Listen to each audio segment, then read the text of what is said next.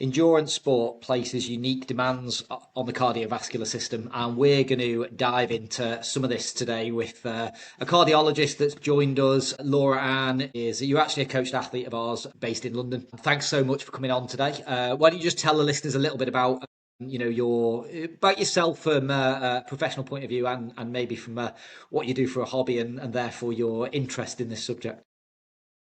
Yeah, thank you very much for having me. My name is Dr. Laura Ann McGill. I am a consultant cardiologist and I practice mainly at St Thomas's Hospital. Most of the patients I look after are quite sick patients or patients with heart failure, so some of the sickest cardiovascular disorders that we have.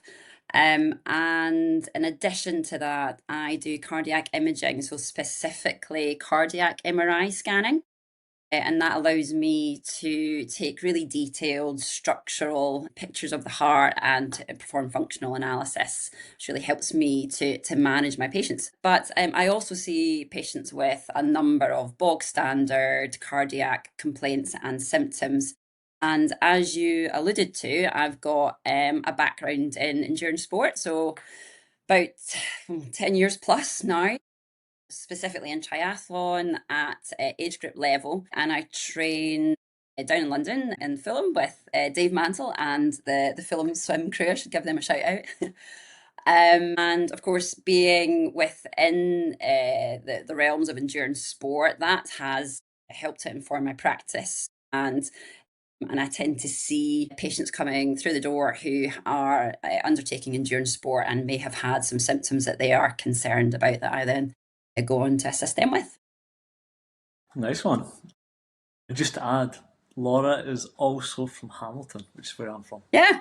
Oh, shout out. We've had an uncanny amount of Scots on this podcast so far this year, haven't we? We punch above our weight. They're the best people. They are the best people. I did tell Grant, so when he was at the Commonwealth, my dad was he was one of the volunteers there, waving a little flag and blowing a whistle. So yeah, it's come full circle. There we go. Yeah, I think one of the things that probably every triathlete and probably most athletes in general have thought at some point, they've looked at their watch, they've been running along, their coaches maybe told them to stay in zone 2, whatever that means, and they're thinking, is that normal? Is that heart rate right? Is it wrong? What does it mean? And we know that our heart kind of develops with endurance training. Can you just get into maybe some of what's actually happening when we do endurance sport and what kind of changes occur? Okay. So when we exercise, we'll all recognize that we have to we have to meet that increase in metabolic demands by increasing our cardiac output, what we call our cardiac output. And your cardiac output is a function of two parameters. So your heart rate. We all know that your heart rate increases with exercise. And it's a component of both your heart rate and what we call your stroke volume. So your stroke volume is how much blood you pump out with one beat from your heart. So immediately we increase our heart rate, and we also immediately increase our stroke volume by increasing the amount of venous blood returning to the heart. That happens just by your muscles squeezing, like the veins in your muscles, and pushing that blood up. But also we divert some of the blood from our gastrointestinal system, for example, into our musculature and cardiovascular system to increase that cardiac output. Now, so that's what happens acutely. If you train and therefore consistently do this, your heart then begins to adapt to that increase in venous return. And the way your heart adapts is, first of all, to increase its stroke volume. It does that by getting a bit bigger. So the ventricles and the atria, they become a bit bigger in order to accommodate that increase in venous return and improve efficiency of the heart. And with that, the contractility of the heart also becomes more efficient. So we increase the mass of the muscle, so the muscle within the heart itself. So at rest, we start to have a very efficient heart. So we spoke about the fact that your cardiac output is a function of heart rate and stroke volume. So those two parameters are inextricably linked. So as you increase the efficiency of your stroke volume at rest, your heart rate begins to fall. And people will recognize that as they become fitter, they start to see that fall in their resting heart rate. So the predominant adaptations you see are that more efficient pump and that drop in your resting heart rate, which is afforded by that pump efficiency. So, we often see athletes with very low resting heart rates, and that's all to do with a lot of the changes that are being made there. So way lower than the general population. I've even had athletes that have been to GPs and they've had their resting heart rate taken and the GP wants to send them straight to hospital. So yeah, I guess because of all these structural changes that cause that, I mean, how do you start to differentiate the differences between what's come from being an athlete's heart and what might be something that should... Okay, so first of all, there's a real spectrum of normality out there. So what's normal for you is not what's normal for the next person. So your heart rate range and your natural resting heart rate, people don't understand, is often genetically determined. So I think what's important for people is to get to grips with what is normal for them. So it's not so much that individual parameter, but so say if someone has a resting heart rate of 60 and the next day it's 30, then that's a problem, isn't it? Something's probably happened. However, if that person naturally has a resting heart rate of 60 and after a year of, endurance training, they've managed to get that resting heart rate down to 35, that's a very different scenario, isn't it? Be a good year's training, that, wouldn't it? A very good, good consistent training, unlike me. So yes, so it's not so much that snapshot, but the trend, and importantly, whether or not it matches that individual, their training volume, and if the patient has if that person has any symptoms. So if that individual has a resting heart rate or is getting alerts even from a wearable saying that they have low resting heart rates and they're feeling unwell, then there is a problem and they should seek medical input. But what I frequently see, and as you've just alluded to, so there are threshold for what we call bradycardia or a low heart rate is 60. That's not that low for our community. So lots of people will have a low resting heart rate. And so for GPs who are not dealing with a lot of endurance athletes, that might be a concern to them if they're not seeing this frequently. And equally, I get a lot of people who've had routine medicals, perhaps as part of private health insurance through their companies, and these heart rate abnormalities are being flagged and they seek they seek an official cardiology opinion for that. The important thing is, as I said, is to contextualize it. If there's any symptoms, it should be assessed. But that drop in heart rate, that drop in resting heart rate is expected with training because of that efficiency of your stroke volume. Yeah, I mean, I just for a bit of context here, I've obviously been, as you know, actually, because I did speak to you about it, I, for various reasons, had to have an ECG a while ago. My ECG threw up 4 or 5 abnormalities, if you like, and, of which can all be put down to, the change in being an athlete. So, yeah, I've got a fairly vested interest in this at the moment. But maybe, and I guess on a daily basis with athletes, one of the things that they're thinking about with their heart is, as we've mentioned, resting heart rate. And HRV's become a really popular metric to track. Maybe just give us some real expert view on the use of resting heart rate and HRV in training, how it applies to, how athletes should respond to changes in it. And of course, HRV, what is it? Yes, HRV, it's heart rate variability. So it's slightly harder to understand than resting heart rate. So as I described, as you train, your stroke volume increases, particularly at rest, and it allows your resting heart rate to drop. So HRV, probably a good way to describe it is how much flex you have in your system, how well you are able to cope with stress. So in contrast to heart rate at rest, where a lower resting heart rate indicates health or fitness, you want a greater heart rate variability. That's it. So the greater it is, the better it is. And so your heart rate variability, so it's your ability to adapt your cardiovascular system to adapt to minute changes. So there are 2 nervous systems which govern this. So two autonomic nervous systems, your sympathetic nervous system, which people may have heard of. So that's your fight or flight system. So that's sort of the stress system. And then in contrast to that is the parasympathetic system. So that is the system that is dominant, for example, when you're sleeping. So which allows you to have very low resting heart rates. Now, if you are over fatigued, or if you have perhaps the beginnings of an illness, if you are stressed, if you have poor sleep, then you will have a slightly higher dominance of your fight or flight system. So that sympathetic, and that will reduce your heart rate variability. So there's more stress in your system. Now, in similar circumstances, you might see an increase in your resting heart rate in that scenario. So if you're developing an illness, you'll recognize that your heart rate increases.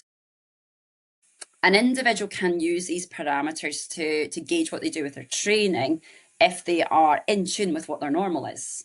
So if they know what their normal resting heart rate is, so, talk about brands, but like many wearables now will give you your morning report of your resting heart rate and your heart rate variability. If you're in the habit of looking at that and you're training regularly, you can start to understand what's normal for you.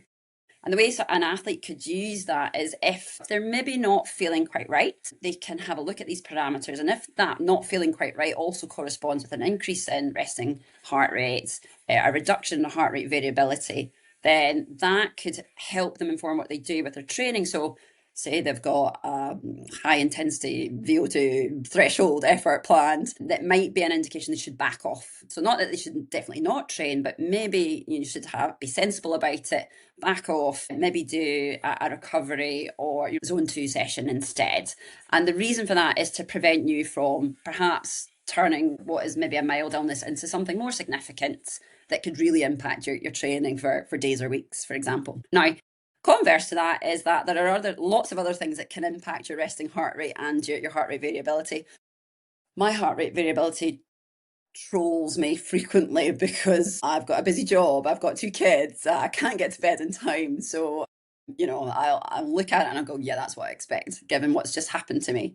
And I might not, therefore, change my training because I understand what's happening. But they can be useful parameters. The other one is if you've been in a night out, you've had too much to drink, you've not got to bed in time, and therefore you fully understand what's happened to your resting heart rate, and therefore you might decide to do that threshold effort to punish yourself for your excesses the night before. So the context is important, knowing your trends is important, but they can be additive, they can be useful, particularly in our athletes who are doing Ironman training, where they're really taking themselves to the limits of fatigue and what's capable, and tipping that balance might have consequences for with regards to illness. So we know that so a lower heart rate or an increase in or a decrease in your heart rate variability shows that your body's under some kind of stress, whether that's from a night out or training. Would that be a fair kind of summation? Yeah, there's lots of things that can cause it, but yeah. When we train, as you kind of told us, we can lower our resting heart rate. Can we also train our HRV, and in particular, or can we change your HRV? And I guess what I'm alluding to is there was a bunch of adverts on social media at the minute promoting X supplement, X special machine or something to change your HRV. Is that something that we should be thinking about, worrying about, or just crack on? It's a thing. I'm not the person to talk to about supplements. That's not really my area of expertise. But what I would say is I'd take all of that type of stuff with a pinch of salt. Much of the advertised benefits of supplements is not founded on robust evidence. So I think I would take it all with a pinch of salt. Can you improve your heart rate variability with training? Absolutely. Can you improve it by reducing stress in your life? Absolutely. And I would say, actually, given that I look after patients who have pathology, I look after patients with heart failure. I see in patients who are attuned to these parameters who've had heart failure, I've watched their heart rate variability improve as their heart failure has been treated and they're in recovery. So it's been useful in the patients who have actual cardiovascular pathology, not just in athletes. Yeah, just picking up on something you said a minute ago. I mean, I want to come on to asking you about like wearables and the validity of those as well. But just picking up on you sort of saying, well, if I've had a stressful day and the kids have done this and I've been working late and work's been really stressful and the heart rate variability is low, I may decide to just carry on with training because I can justify why it's like that. I guess my question is, if we're looking to adapt to training and we're also got one eye on long-term health as well, would it be, and I guess this is probably how I would, and I do like the way what you said, if you're feeling not great and your heart rate variability tells you the same story, not the other way round, where first we're looking at what the watch is saying. Exactly. But I guess, if I woke up with a low HRV and I mean, I had a load of travel down the country yesterday, stressful, running across London, busy time, late night. I woke up this morning, my HRV was fine, but had it been low, the 2 by 20 minute threshold I just went and did, I probably would have pushed that a day if the HRV looked fine. So I guess just because I could have justified a lower heart, oh, it's fine, that's what happened yesterday. Am I really in the most healthy and adaptive state to push my body hard, or should we be flexible with our training with an eye on the long term health, what we're doing to our body, and of course just thinking about if the body's in a highly stressed state, layering more stress on, how this will lead us into the next bit. How dangerous is this for us in the long term? I mean, as you alluded to, it's one metric. It's one metric, and I think we can't become slaves to one metric. It is useful, but in the greater context of how that person's feeling. And I say this as someone who, well, I know myself well, and I frequently have high stress and poor sleep and 2 kids that have put extra demands on me and affect my heart rate variability. And I think I've learned when I can push even although the heart rate variability might be suboptimal. And I think it's up to the individual to really get to grips with what they can do and what's right for them. For you, you've obviously worked out what's right when the heart rate variability is an important metric for you to adjust your training. And really, it's up for those individuals out there. I think if you're consistently seeing increased resting heart rate, increased heart rate variability when you're training, and it's not recovering, then I think that would be an indication that things aren't going right. You might be overtraining, you are over fatigued, you are overstressed. So it's not just been that one day when you've had a very stressful day or too much to drink.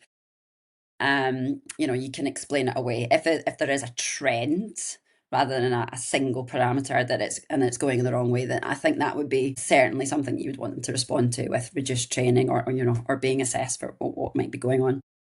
Yeah, I think a lot of people are, there's hard sessions every few days. And I guess that's where I was going with that is, whilst you may get through one session, if you've got, every time you go to do a hard session, you don't feel great and the heart rate data aligns with not feeling great, you have to be mature about it, don't you? And just because a coach has written your session or you've got a goal race coming up, it is always about just making sure that the body's in a good, healthy state first for the long term and for the short term benefits of your trainings.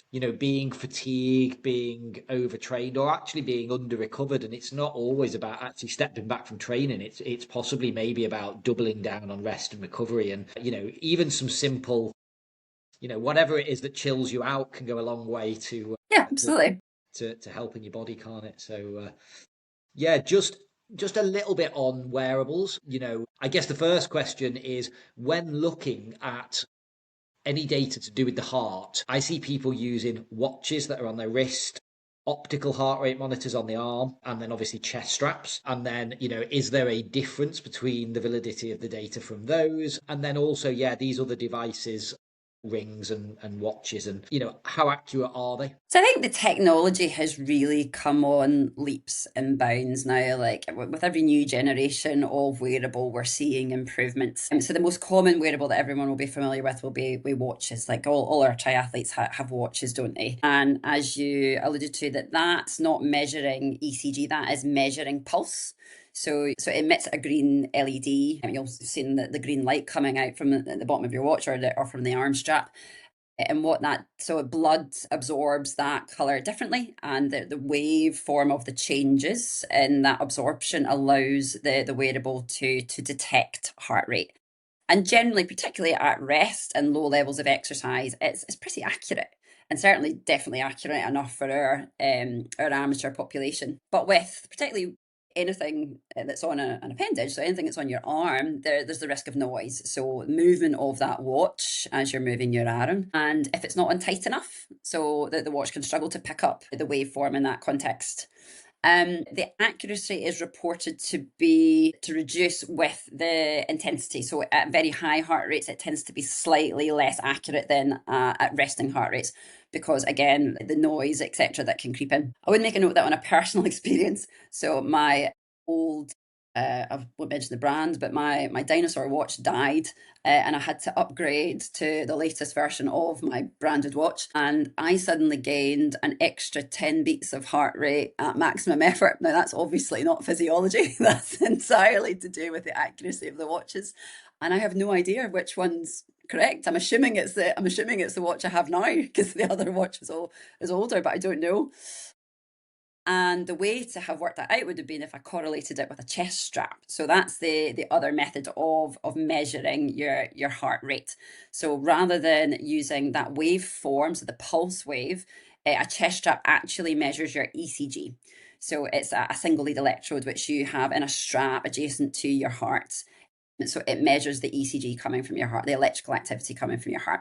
And that is viewed as the gold standard. But as our athletes out there will attest to, that, for myself, I don't like wearing something around my chest when I'm exercising. I find it quite claustrophobic, in the same way I find some wetsuits claustrophobic. And so that's something that some people report they wouldn't want to wear the chest strap, and you can have problems. So if you're sweating excessively, as you do, the contact of the electrode to the skin can be interrupted. But in terms of the data that we're getting, it's good enough for what we're doing. It really is. I mean, and as I said, the technology, particularly in the wearables and the wristwatches, etc., really has advanced in the past few years. Yeah. I mean, I use one of these arm straps actually, and the today mid-session, it just started flying up.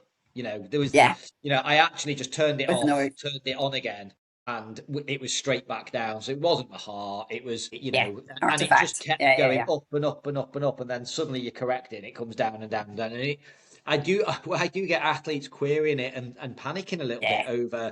overseeing this. And I mean, if there's no other symptom that goes along with it, and you're not actually feeling a racing heart rate and that kind of thing, I think you have to assume that the technology, it's not foolproof, is it? So especially Absolutely. the optical. Um, Yeah, and the scenario described is pretty common. So again, my old watch would do this thing where it would double count my heart rate at the beginning of sessions, or if I was doing like a slow heart rate session, and that's just what you've described. So that over detection, or the artifact that's creeping in, which impacts the ability of the wearables that rely on the waveform to detect heart rate. But yeah, I mean, I think that the technology that we have is much better these days, and I don't think people need to go out and spend all their money on like the most advanced. I think what we have in entry level bog standard is pretty good these days. And I think probably you'll ask me about the other parameters that you get with watches that can be. Yeah, well, what are those other parameters from the watches that can be useful? Let's Well, I'm a go. cardiologist, so it's pretty obvious. The ECG. So you can do a single lead ECG off your watch. And that's particularly useful when someone is experiencing symptoms. So the scenario is if someone's having palpitations or feeling of some sort of irregularity in their heart rate or rhythm that doesn't feel right to them.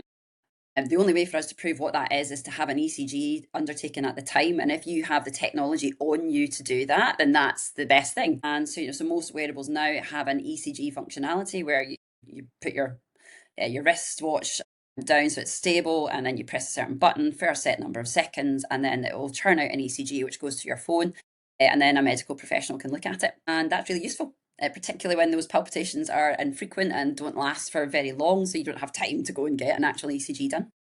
Do you need a chest strap for that, or can you do it with the optical sensor? So wristwatches have the best capability for that. Oh, interesting. Didn't know that. Yeah. Yeah. Is there anything, so when an athlete's training, or maybe a coach is looking at an athlete's training and they're looking at the heart rate data, something maybe seems a little bit off, generally quite accurate. Is there anything that we should look out for and maybe warn people about certain things? Or is it 99% of the time just completely random or kind of technology failure?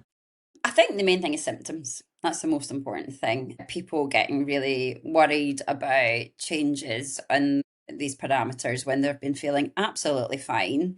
It's very unlikely that that is pathological in any shape or form. Conversely, if someone is describing, excessive fatigue, an awareness of an irregularity in their heart rate or rhythm, if there are, if their resting heart rate is creeping up, their heart rate variability is creeping up, then those are indicators that there's something wrong.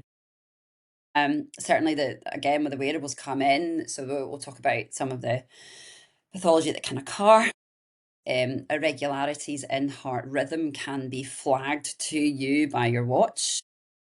Certainly, I've got family members that this has happened to, and they were first made aware of the issue by their watch, which told them what the problem was, that there was a heart rhythm problem. So fundamentally, the hallmark is symptoms rather than these like small fluctuations that they might be experiencing in a wearable that is prone to artifact, as we've talked about. So going back to what we said, the endurance sport is hard on the cardiovascular system, and we all want to live healthy into old age. So should athletes think about screening, health checks?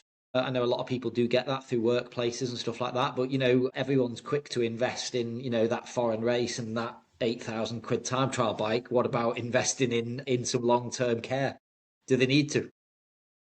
That's a really good way to put it, actually. So screening for endurance sport is quite reasonably contentious, and there's differing of opinions, particularly differing opinions, a difference in practice across Europe. So anyone who has undertaken an event in Italy will be aware that they've been asked to provide a medical certificate, and that's because the Italians mandate a cardiovascular assessment before undertaking competitive sport. And the reason that came into play in Italy is that many years ago, they had a spike in deaths in young competitive athletes that correlated with a specific inherited cardiomyopathy that existed within that population.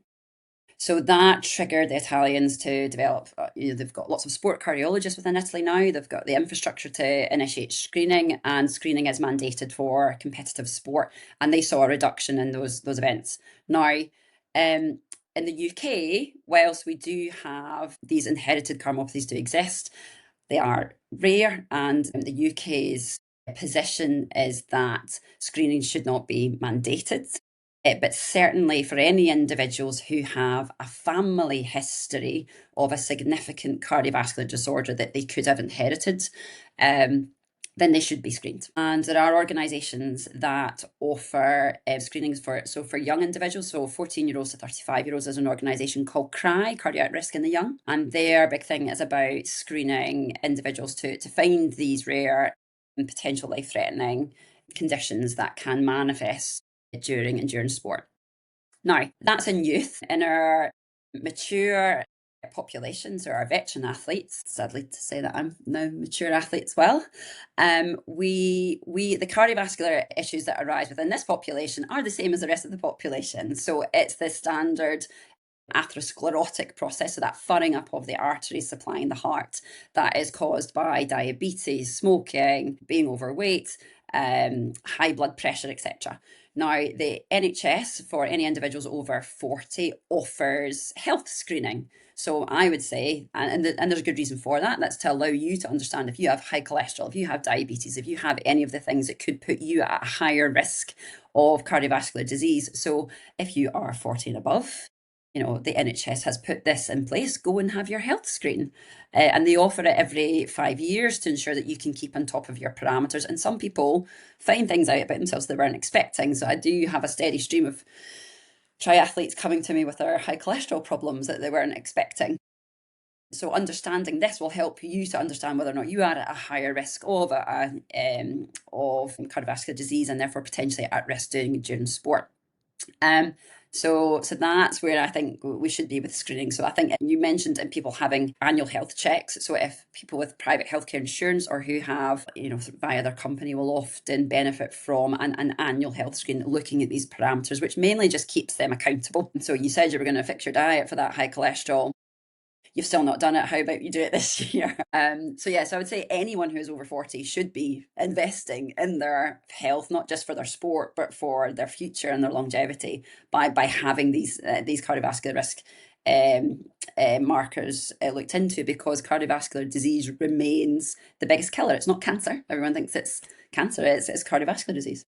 Yeah, so just because everybody thinks they're super fit and exercising really hard and eating quite well, it doesn't mean you're exempt from these. And actually, my correct me if I'm wrong here, my understanding is the guy the sedentary individual sat on the couch is at the highest risk of anything. But actually, yes, people doing moderate amounts of exercise, obviously that risk falls an awful lot. But as we get towards the extreme levels of endurance sport people are undertaking, that risk goes back up as well, certainly in areas like AF and stuff like that, doesn't it? Yeah.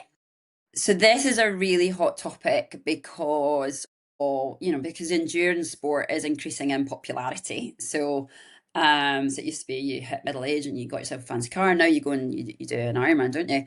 So so it's increasing, endurance sports increasing in popularity. So we have a larger population of mature master athletes, if you like, who have a long history of sport. Now, as we've spoken about, the benefits of exercise are indisputable. So you reduce your risk of high blood pressure because when you exercise, what you do is you reduce your systemic vascular resistance, you increase the blood capillary density within your muscles, which brings your blood pressure down. That's protective, not just for your heart, but for your brain and all your other organs. Exercising obviously keeps your musculature healthy, prevents you from having injuries, and protects you from obesity, diabetes, blah, blah, blah. So there are numerous benefits, and most of the benefits are realised at what we call moderate levels of exercise. So they reduce the rate of AF, because the AF, so I should explain what AF is. So atrial fibrillation is a cardiac arrhythmia. So your normal rhythm is called sinus rhythm. So that is a regular rhythm that is controlled by your natural innate pacemaker, which is in your heart, which sits within the atria. If your atria are overly stretched for a long time, such that there's a development of scarring or fibrosis within the atria, then the electrics within those small chambers can be impacted, and therefore your natural pacemaker the rhythm can be overtaken by something called atrial fibrillation. The rhythm fibrillates within the heart, and it's very irregular. This typically causes a reduction in your cardiac efficiency by about 30%. It's a naturally very fast rhythm. People can experience palpitations and associated symptoms such as feeling dizzy, breathless, etc. So again, obviously, anyone has any of those symptoms, they should go and be assessed. The reason to talk about this in the context of endurance sport is that sport, undertaking moderate exercise, reduces your risk of atrial fibrillation. However, there are increasing reports that long-term, high-intensity or high-volume endurance sport increases your risk of atrial fibrillation. We don't fully understand this risk yet. Most of the reports are in the male population. We tend to have less women doing high volume endurance sports anyway, so it might just be that. But the question therefore becomes, how much is too much? And that's not a question that we have enough information on yet to answer. Even although, I would caveat it with that, even although there is a higher risk of this atrial fibrillation in our very high volume, long-term endurance athletes, those athletes still retain all the other benefits that are gleaned from cardiovascular, from exercise. We talked about the electrics. So I talk about the heart in terms of 3 components. So the AF is down to the electrics. you still improve your plumbing. So the arteries are protected by being fit, and also you keep your pump fit, the muscle of your heart fit. So although there's that increased risk from an electrical point of view, you're still retaining the other benefits. And even though we've seen this increased risk, there are a number of reports. So if you think about the people who do the most exercise, there was a report looking at Tour de France athletes, so people who had competed in the Tour de France and therefore obviously very high endurance volume, equally retired Olympians. There's also a paper for looking at long-term runners from Stanford. Every time they look at this population, they have reduced cardiovascular and all-cause mortality compared to the general population. So while we see this problem with atrial fibrillation, it's not to scare people away from doing the exercise that they love, but we should be, as a community, aware of the risks, and patients who are athletes who have had symptoms, palpitations, dizziness, breathlessness, and increase awareness of their heart rate, which doesn't feel right to them. If they're getting alerts from their wearables in particular, which tells them that something isn't right, particularly an AF alert, then it's really important that these athletes have a medical assessment. It's really interesting. Like, my history or my kind of experience of this is, to be honest, it changed throughout my career. Like, I'm going back a number of years, you never got screened or tested at the kind of elite level of the sport in the UK, and maybe about 10 years ago now, something like that, they brought in screening, and you had to go every 2 years, you had to get your echo. Yeah, in professional sports, yeah. ECG, and then you had to go under some kind of stress, and nothing that measured your ECG there as well. There was definitely a number of friends, colleagues that did the sport that kind of get pulled up on some stuff, and got told to be careful, or even a few of them get told stop doing endurance sport to the level that they were. Now, obviously, that was in a kind of younger population, and you spoke about it a little bit previously, but with those kind of that younger population, which is also kind of growing. There's also a big rush of younger people kind of getting into the sport, and doing crazy things like signing up to an Ironman in 3 months' time, which we've spoken on the podcast about before. Is it mostly just inherited, and doing this large volume of training kind of brings it on quickly or makes it more noticeable?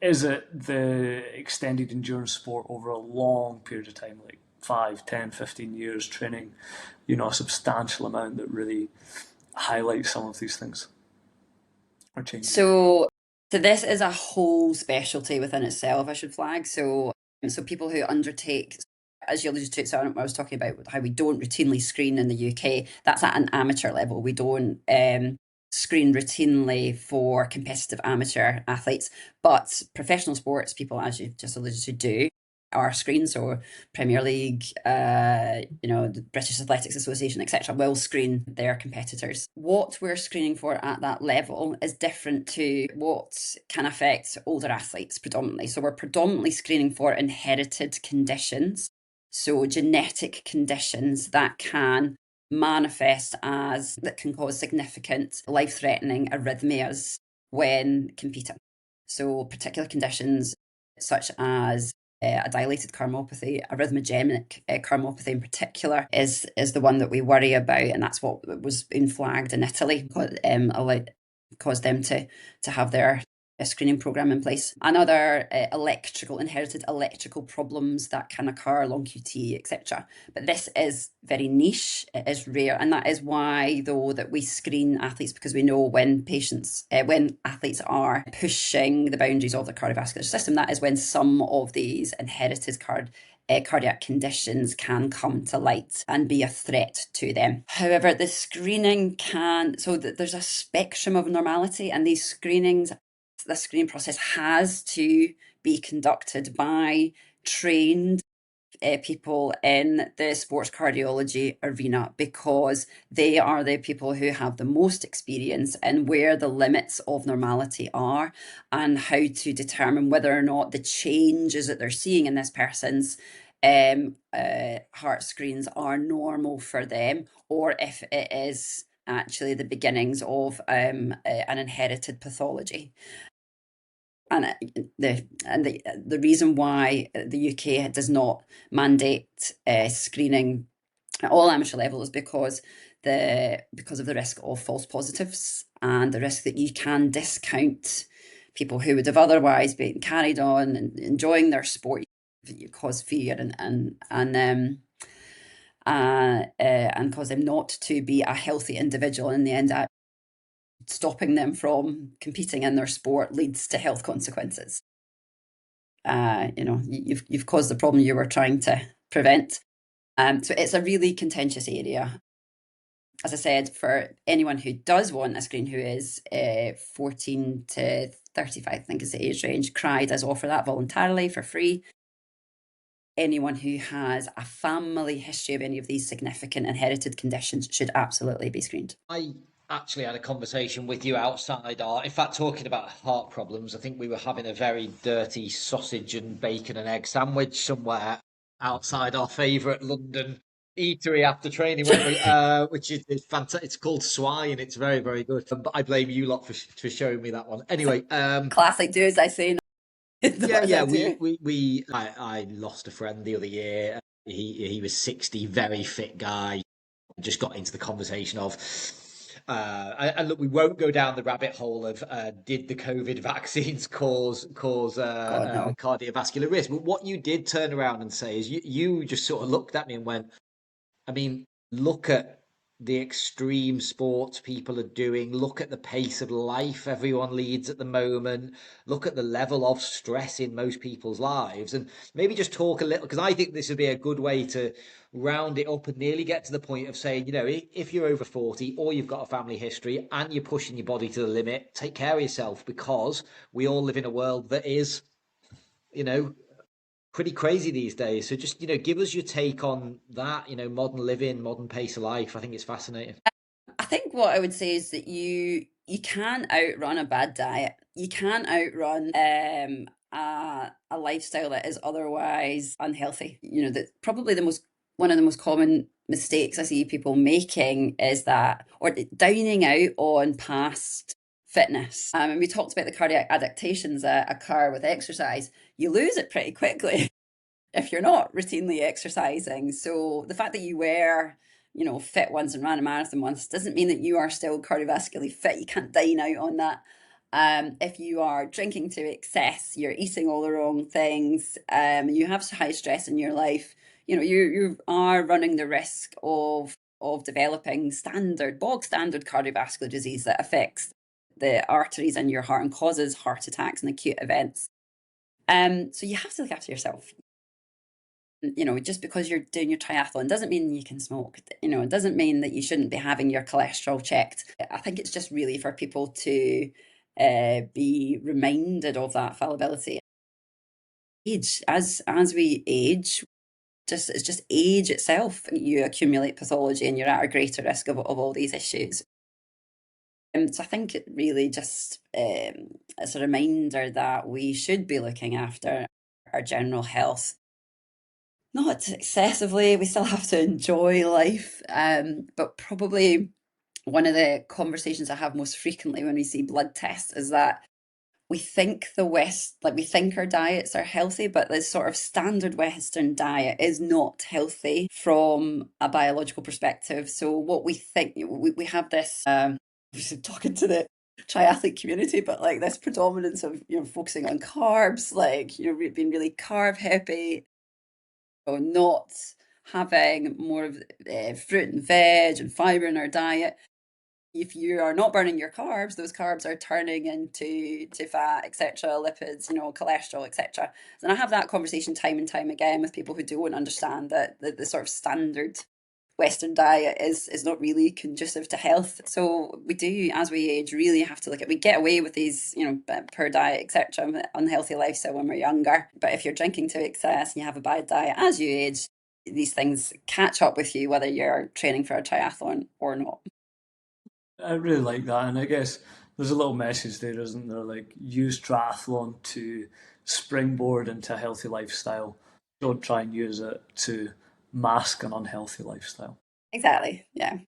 Yeah, you probably actually, it's probably a double negative to all the strain of triathlon training and then think you can get away with having an unhealthy lifestyle and that covers it up. Probably just because the scales tell you, well, I've lost some weight and I look a bit better in the mirror, but actually the underlying physiology is not great. And just on this same subject, talk to me a little, and this is one that I've got a fairly strong view on, having been around endurance sport for a long time. And again, it's not a medical point of view, it's just an anecdotal point of view from what I've seen happen to people, training when sick, pushing through when the body really isn't well, and just not being patient enough to let the body recover from an illness. And this is probably the biggest one, I feel. People don't realize that, most viruses within the body, whilst you might start to be feeling better, this virus is still in the body. Your body's still, and I guess the associated dangers of pushing through rather than just backing off a little bit and respecting the body. I mean, as you just said, when we're talking about the benefits, the utility of these metrics that you get from wearables with resting heart rate, etc. So we're looking at stress in your system. If your resting heart rate is elevated, if you've got reduced heart rate variability, if you're feeling, subpar, all these messages are telling you that you're not quite right, you're not ready to really push and develop. And it's not just that you're not ready to do the session, you're not ready to get the gains from that session. So as well as potentially prolonging the recovery from an illness, you're not going to get the benefits that you're intending. You're not going to increase your cardio, your VO2 max, etc. You're not going to improve your muscular strength if you're still in a catabolic state, recovering from a virus, for example. So it is really important to respect recovery. And I would also add to that, if you've been told by a medical professional that you've had a condition that requires respect with regards to recovery, then it should be listened to. I know it's hard when you've been really fit and you want to get back there quickly. The other thing I would say is that you can't look at what you were doing before you were unwell.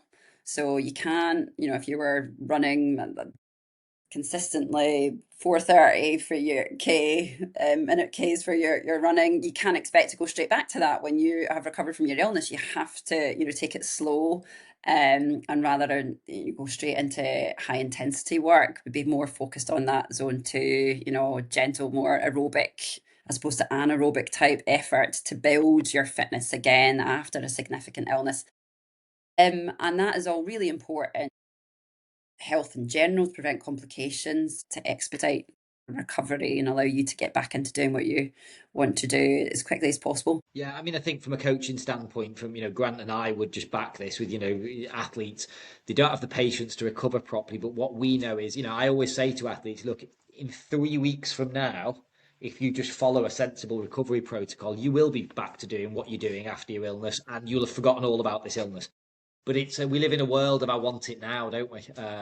No, I know. No one's got the patience to and I always, everyone gets ill a couple of times a year, common colds, etc. And I do I'm just a big believer in, if you prioritize your health and just do allow a little bit more time for recovery from when you've been sick, generally, you get back into things. And the year in general is better if people are just a bit more gentle with themselves. And again, that goes back to this high stress world we live in as well. And you just layer in more and more on the body. And when people don't, they've got high stress jobs, they've been ill, they're desperate to get back to training, I say do a zone 2 session, they ignore it and say, well, I found last week's threshold session, so I put that in there instead, which is something that's happened this morning to me, to which I haven't bothered replying yet. And, I generally see a negative knock-on in the coming weeks in some other form, picking up an injury, just the body under strain, or just very flat in training a couple of weeks later, and no one wants that. I think people, probably should follow the advice of those that have been around a long time in terms of, and seen a lot of athletes, do it well and do it poorly. And actually, it's very simple. Just respect the body a bit with illness, isn't it? Yeah, I mean, that's where experience comes into play, as you alluded to. But, for the individual that you mentioned, that I'm sure they're going to learn from that pretty quickly and they won't make the same mistake next time. We'll see. Thanks a lot. I think that's been a really, really interesting kind of, went through a number of different topics there, from how the heart changes, what we can kind of expect, and how to read into some of the data that these wearables perhaps give you. I think it'd be nice just to lighten the load a little bit now, and a few little quick questions thrown at you, and yeah, if you can give us some quick answers. Okay, go on then.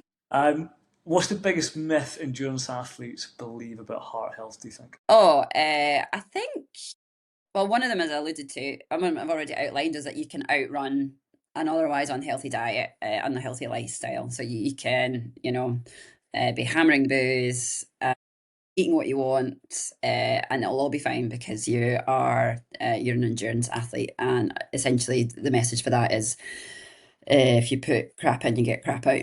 So that's probably one. And the other one, I think, is the people don't understand the need for consistency to see improvements. So I think you guys as coaches will probably see this too, where that sort of annual running a half marathon or a marathon with no consistent training in between and expecting to see big gains because it's the second time you've run a marathon and you've done that classic 3-month training block before each one. Whereas the adaptations that we see, not just in the cardiovascular system, but in the musculature, etc., can take months, many months to be fully realised. So consistent training, not necessarily at high intensity, but keeping fit through consistent training will have greater benefits than doing that sort of stop-start. And that's where you'll see the most gains, I think, in terms of times, etc. And I've definitely learned that myself. Maybe not as consistent as I would like to be, but the demands of life. But certainly when I've been consistent that I've had my best results. Unsurprisingly, yeah. Listen to the last podcast for more on Surprise that. We always talk about it. We actually get a lot of inquiries off athletes these days who they sort of say, I want to do an Ironman in the end of the year. This is, say, 9 months before. I'd like to start training in 3 months' time. And our response is always the same. They're like, is it better to start sooner? I mean, goes without saying, doesn't it? And just year on year, if you want to be an endurance athlete, you have to be an endurance athlete all year round to realise the benefit. I'm going to go marginally off script here with a quick fire question. In terms of heart health, are we better doing a lot of zone 2, a lot of high intensity, or a mixture of zones? I knew zones? you were going to ask me that. I don't know. Well, I've thrown the third option of a mixture of zones in there to make the answer flexible for you. I don't know. I do not know. I think probably, I think you really need a sports physiologist to answer that one. And I think, we're learning more and more in that domain. As a trained cardio, I don't think I'm the person to answer that question. So I'm going to back out that one. Don't feel under pressure. I think as coaches, we well know it's fine to say, I don't know. I don't know. That's not my question. It's a good one. It depends. It always depends on something. I'm going to go off script as well. What's the lowest resting heart rate, healthy resting heart rate, that you've seen or that you've heard of? So, as I talked about, everyone's norm is different and often genetically determined. And, as someone who sits in the magnet and scans hearts all the time. So, and we spoke about cardiac output as heart rate times stroke volume. So, where the variation in normal resting heart rate is to do with cardiac size. If your heart's bigger, if your heart's naturally bigger, you have a naturally lower resting heart rate. So I've seen individuals who talked about wearables, people coming in because of alerts from their heart watch. Someone who had just changed the settings had changed on their watch. They'd been wearing it for months, and suddenly their watch was telling me it's low, and at its lowest it was 28, and that was when they were sat at a desk. Just working, and the watch was alerting, but they were fine. They felt completely fine, and we were able to use the wearable data, so we were able to look at their app and show that there was no change in the past 9 months. That was just them. And whereas their heart rate at rest was very low in comparison to most people that we see. Their top number was lower. So the whole range was shifted left. So they weren't able to achieve those very high heart rates that we could often see in people training, because that's their whole parameter was shifted left. So 20, and I've been to sports cardiology lectures and conferences where, we've seen some of the athletes' ECGs being put up, and I've seen lower than that in lectures. But yeah, it's a hallmark of training. Used to be always a competition. See how low you can get your resting heart rate. I'll send you mine from this week over. I think it's quite disconcerting when you have a very low resting heart rate. It's actually quite disconcerting feeling sometimes. It obviously contracts quite hard as well. So sleeping on your left side with a bigger heart is not a very pleasant experience. Final question: do you think ultra endurance athletes are pushing the limits of what the human cardiovascular system has evolved to do, or are we treading into an area, because there's a trend, isn't there, where it's just faster, harder, longer? And actually, I'll just an example of this in the ultra endurance cycling world at the moment, which has got to the point where these people are racing 1,000 kilometers without sleeping. There is a big move now to start to put mandatory sleep in for lots of reasons, crashing off your bike when you're delirious, but also just for health. Are we at risk at the moment of question one? Generally, the trend is going too long, and a bit like we mentioned earlier, people new to it, are they going too long too soon? God, I mean, you guys will probably have more of a handle of how many people are going too long too soon. And I think you'll say it's not uncommon that you've just mentioned the person who thought they could do an Ironman with a few months of training. Dear actual God. Are these ultra endurance people? But I think they're pushing the boundaries of what we have understood is capable for a human, not just for a cardiovascular system, is capable for the body in general. Because it's not just cardiovascular system, it's the musculature, it's your nervous system, it's your brain function for that length of time, it's your endocrine system, your metabolic, it's everything that you're pushing for that endurance. It's not just cardiovascular system. I think we are definitely pushing the boundaries of what is humanly possible, and therefore I think we're learning more and more about even the past few years, the developments that have been had in just understanding training. You spoke about talking about zone 2 training versus threshold training. We've really we're learning all the time, and I would say that's in the sports. I mean, we're still learning in cardiology as well. We're learning about what is normal, what's normal, and we have new therapies coming in. I think we're learning. Are we pushing beyond what's possible? I don't know. And I think for those individuals, probably what needs to happen is we look at that community and research what happens to them as they age, and I think that might give us our answer. So it's a fairly new thing, this very ultra sport. I think recording what happens to these individuals who are doing this very, very ultra endurance efforts. I think what we have to do is see what happens to them 10, 20, 30 years down the line. And then we'll understand if that is them pushing too hard too soon, if you like. Yeah, I mean, there's another way to look at it, isn't there?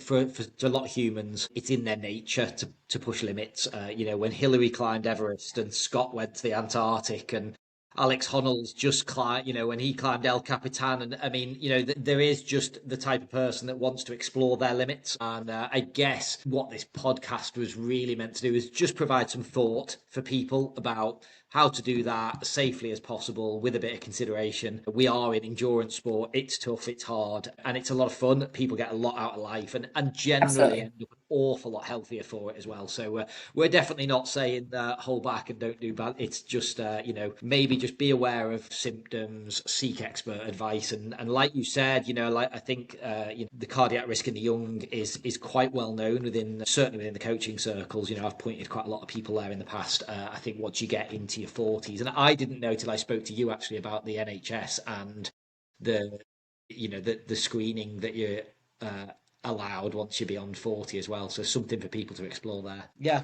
Thanks so much for joining us today. It's been fascinating. Really good to have such expert advice for everyone there. So thank you very much. Thank you for having me.